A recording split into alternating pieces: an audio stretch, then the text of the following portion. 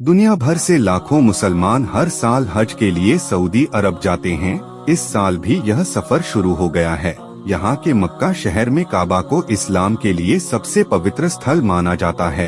हालांकि करीब 4000 साल पहले मक्का का मैदान पूरी तरह से निर्जन था, पर सदियों बाद यह एक फलता फूलता शहर बन गया। इसकी सबसे बड़ी वजह पानी का स्रोत मिलना था, जो पैगंबर इब्राहिम के बीवी बच्चों के लिए खुला था। वहीं ये भी बताया जाता है कि यहाँ पर इस्लाम से पहले मूर्ति पूजा हुआ करती थी। पैगंबर को हुआ था अल्लाह का आदेश। बीबीसी की रिपोर्ट के मुताबिक मक्का का इतिहास पैगंबर इब्राहिम और उनके परिवार से जुड़ा हुआ है, जो फलस्तीन से बिल्कुल निर्जन पड़े मक्का पहुंचा था। इस्लामिक मान्यता के मुताबिक अल्लाह ने पैगंबर इब्राहिम को आदेश दिया था कि वो अपनी बीवी हाजरा और बेटे इस्माइल को फलस्तीन से अरब पहुंचा